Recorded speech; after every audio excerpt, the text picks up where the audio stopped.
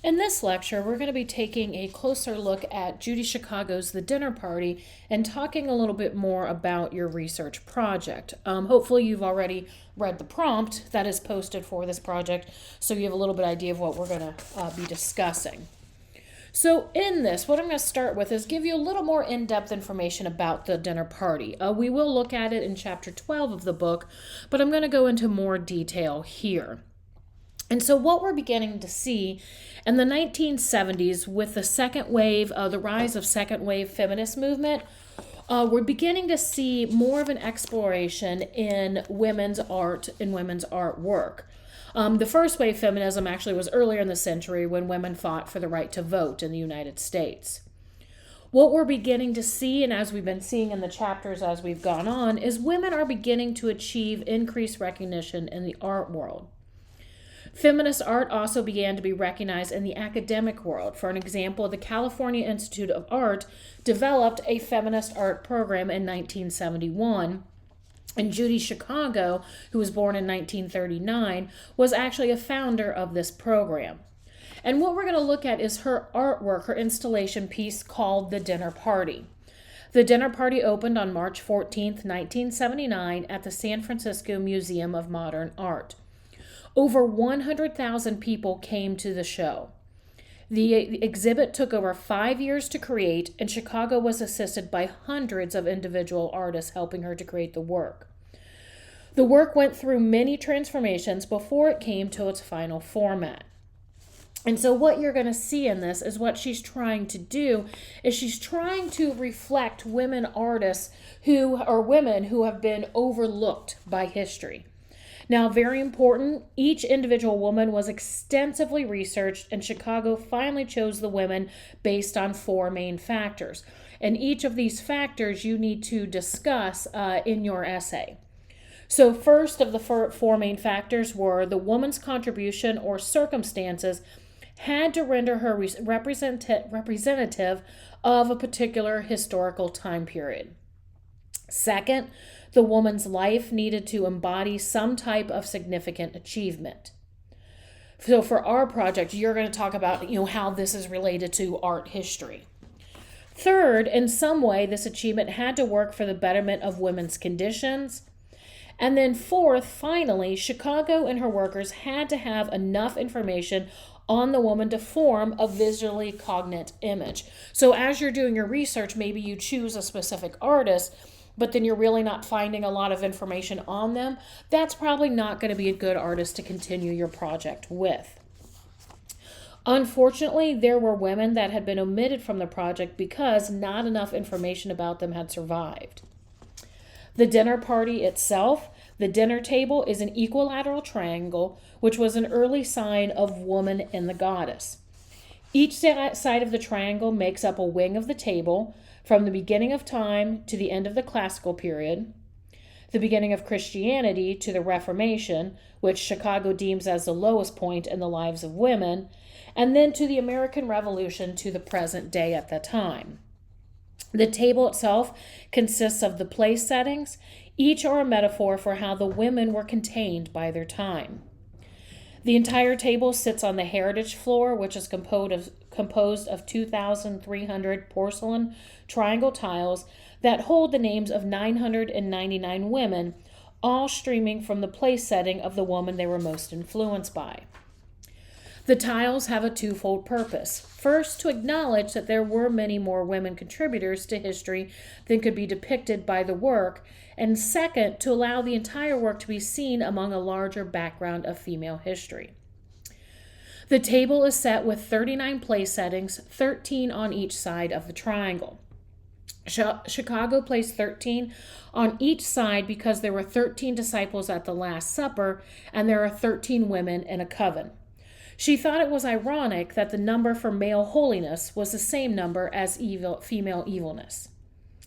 Each setting is composed of a runner that the dishware sets on, a plate, a goblet, a fork sitting on a napkin, and a knife and a spoon. And so the goblet, the fork and napkin, and the knife and the spoon are the same for each work.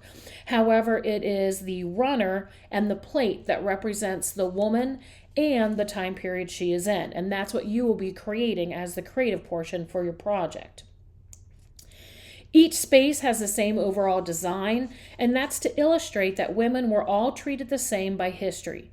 What they all had in common was their gender, and this fact was the main reason they were unknown to most people. Sometimes the plate and runner are in harmony. However, as the viewer travels along the table, one can see the tension with one another.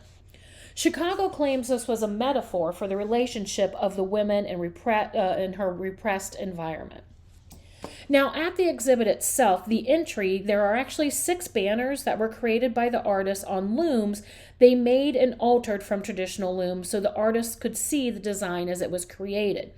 And the image on the slide here, that shows you each of the 6 banners. The banners introduce the viewer to the idea that a goal of the work is to bring about greater equality through an increased appreciation of women and all that they have contributed to the world. The banners contain the words of a poem written by Chicago, which reflects her dream of a world made whole by the introduction of feminine values through art. When walking through the entryway leading to the dinner table itself, the viewer is transported to a new Eden where the history and contributions of women are fully acknowledged and where women are treated as the equals they strive to become. Now we'll take a closer look at some of the plates. The plates represent the imagery that women and their ideas have been consumed rather than honored by history. The plate represents the woman herself. So the runner is the time period, the plate is the woman herself, and you see them attempting to rise out of the sphere that contains her. The plates were created using a China pattern technique, and she chose this specifically because this is a tradition that's handed down through women, often from mother to daughter. Chicago states she used this technique not only for its visual aesthetic quality, but additionally it was a time when the women in the culture would share stories and experiences. The plates themselves start out very flat and eventually began to rise from the table to portray the image of the woman rising to a higher status in the human experience. The plates are 14 inches. This is larger than a traditional dinner plate, and she did this very intentionally. Why? She said she wanted to emphasize that this was not a normal dinner party table. The colors and shapes used on the plates are reflective of each individual woman's physical place and time in history. And so we'll look at specifically the 3 different ones I have here. The first plate on the left represents Theodora. Theodora helped to rule the Byzantine Empire with her husband Justinian. However, before her marriage, she was an actress, and this was a position she was despised for by many. After she was crowned with Justinian, she worked to establish many laws that improved the position of women, including instituting the death penalty for rape. After Justinian died, she ruled the empire and continued to fight to improve the lives of women. Her plate reflects the mosaics in the Ravenna Cathedral she and Justinian had built, in both the mosaic design and all the colors. It took months to develop this plate, and after many failed attempts, it was discovered that by actually cutting the mosaic design into the plate and repeatedly refiring it, the plate appeared that it was made of individual tiles. Next, in the middle, we have the plate of Emily Dickinson. Her date's 1830 to 1886. Emily Dickinson was an American woman, and she felt her intensive creativity was at odds with the prevailing ideas of what a woman was supposed to be, and that her poetry was dangerous because it was all about emotions that women were supposed to repress. She often wrote poetry filled with passion and rage, and she called her works a letter to the world. She wrote 1,775 poems in her life that were all discovered after her death, because she knew society would reject her works, so she never attempted to share them. The plate itself is made to show lace, and it shows the creative genius being imprisoned by the lace. Yet, here she's also celebrating for having the courage to create her works. And then the third plate on the right is Margaret Sanger's. Sanger was an American woman who fought for the sexual and reproductive rights for women. She asserted that without reproductive rights over their own bodies, all other rights were meaningless. She was the founder of the International Birth Control Congress, the forerunner for Planned Parenthood, And in this, what we see is the resistance she faced is represented in the plate. The bright red color of the plate is to proclaim women's bodies as their own. And the image of the plate, unlike any of the other plate, actually seems to be reaching around the edges of the plate and attempting to lift itself off the table. This image is a direct reference to Sanger's defiance to the cultural norms and her belief that if you believed in something, you should fight for it no matter if society supports you or not. And then next we'll move to the runners. Again, the runners each plate sits on depicts a different design for each woman, and it represents her time, her environment. So each runner is a metaphor for each woman and the environment in which she was living, each also showing the increasing hostility in this relationship. Chicago intentionally wanted them to invoke in the viewer the idea of an altar cloth to give the table a sacramental quality. Chicago chose to use needlework because that was traditionally the work of women. Each runner is applying the needlework styles or techniques that have been employed during or associated with the woman's time period. She said, "My aim is to imply that history should be seen as belonging just as much to women as to men, telling her story through these particularly womanly techniques. They're also used to show something about each woman's life in particular historical circumstances. The images on the backs are hard to see, and this was purposely done as a representation of the difficulty we all have seeing clearly women's experiences. They are fragmented and hard to get to, but beautiful when discovered and studied." And what we see here, this is Mary Wollstonecraft's, and on the left you see a detailed of part of it. The part that's detailed is what would be hanging over on the sides. So with Mary Wollstonecraft was engaged by the Enlightenment ideals. She was enraged by the Enlightenment ideals proclaiming the rights of man while intentionally denying women these same rights. She expressed her belief in a woman's rights in A Vindication of the Rights to Women, which she published in 1792, and this became her most famous work. Her runner is done in what's called stump work, and this was a form of raised embroidery popular during her lifetime. Stump work is described as obsessive and trivializing needlework. It pays no reference to size or proportion. The stump work depicts different scenes in Wollstonecraft's life.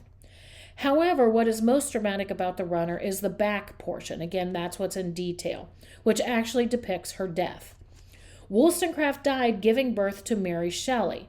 Mary Shelley, who is the author of Frankenstein or the Modern Prometheus. And interestingly enough, Mary Shelley's name is directly below Mary Wollstonecraft's place setting on the heritage floor.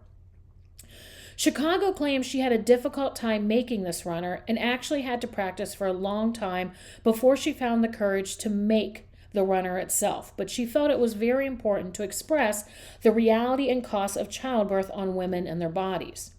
In Wollstonecraft's situation, it led to her death. She died of complications of giving birth to Mary Shelley. The image of her exhausted, dead body lying in a bloody bed is one that remains with the viewer and is described as a graphic portrayal of the horror and tragedy of Mary Wollstonecraft's death. And then that's going to lead us back to the heritage floor. Again, this is made with 999 women's names that are represented on the floor. Chicago created the floor because she said there were far more women deserving of honor than I could possibly depict. Yet she knew she somehow had to incorporate more women into the work instead of just the 39 on the table. So she decided on the floor so that the dinner table itself would be seen against the background of this larger female history. The floor consists of 2,300 porcelain tiles with each woman's name hand-painted in gold paint. Again, the number of names is 999. This one actually didn't have any direct reference, only that Chicago thought it was a nice biblical number. And again, an example of this is Mary Shelley's name is directly under the place setting of her mother, Mary Wollstonecraft. Now, what's interesting is after its initial art show, remember we said over 100,000 people came to see it. But after the initial show, the dinner party was scheduled to be shown in 2 other museums, but they both canceled and no other authors were forthcoming. Chicago had trouble understanding how the vast public support and praise she had received from the showing had not led to other showings. Chicago found her test of the art system, challenging it, is respond with art with female subject matter seemed to have failed.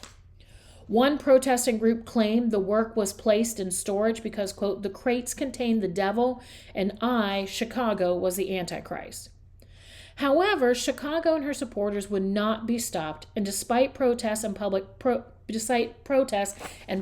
protests against the work, the dinner party did travel across the United States and eventually the world. Wherever it traveled, despite the protests, the work seemed to awaken people to the suppressed history of women, and often the people of the area used the funds the work generated to help further the work's cause.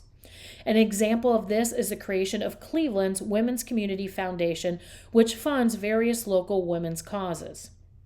Chicago's final goal with the work was to find it permanent housing.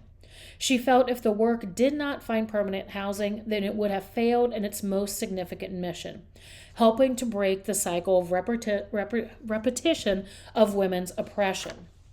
She said the art and history it represents would thereby be condemned to becoming mildewed, then moldy, then ultimately destroyed.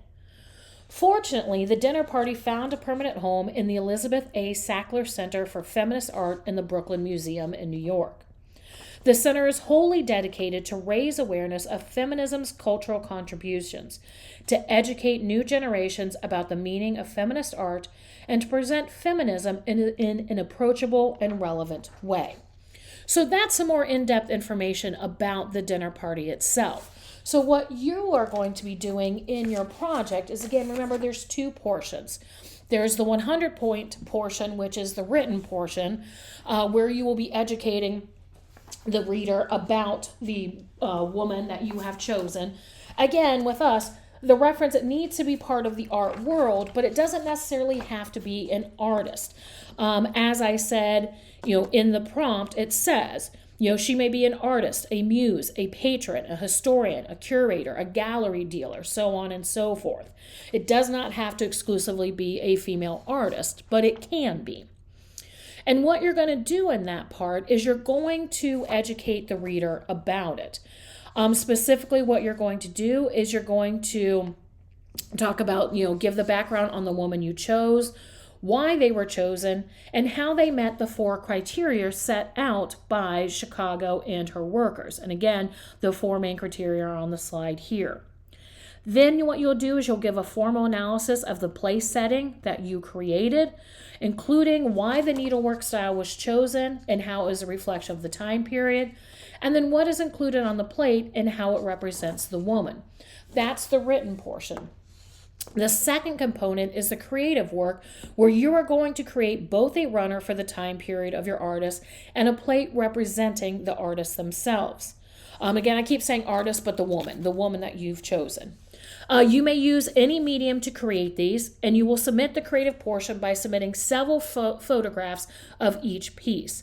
This portion is worth 45 points. And again, I understand we're not all artists, so you're going to be graded on this on the obvious time and effort you put into the project and how well it meets the criteria of the assignment, not based on how good it is. So you can, if you want to choose, your runner and you want to make it out of needlework, that's fine. Or if you want to create like a computer rendering or a drawing of the specific needlework, you don't actually have to go and sew it. Same thing for the plate. You don't have to go out and actually create a plate, especially not using the China painting technique that was used, but you could use clay and represent that. Or maybe you could do a painting of the plate or a drawing of the plate. You may use a computer and do this digitally. However, this needs to be your own original work. Asking AI to do this, to create it for you, is violating the non-AI policy for the class and will result in a 0 for the assignment. So please don't do that. With this, again, have some fun with this. This is not just a traditional research project, but one you get to have a creative nature in it. The written work needs to be in MLA formatting. The written work should be about 3 to 5 pages in length. And with MLA formatting, you must have both in-text citations and a works cited page. What will you need to cite? Well, you're definitely going to cite the dinner party because you're going to be talking about it. And then you're going to be citing the information where you got the information about the woman in art history that you choose to write about. Again, I know I've said artist several times, but you're not limited to just an artist. It can be a muse, a dealer, somebody who has a gallery owner, museum founder, but somebody who has a connection to art history. That's the main requirement for this project. As always, if you have any questions, feel free to email me. If you'd like to set up a meeting talking about it, that's perfectly fine. If you even just want to email me the person you choose to make sure that's correct, you're more than welcome to do that. But again, have fun with this project and think of it as your way to help bring a woman that has been largely ignored by history, help bring her story again to light.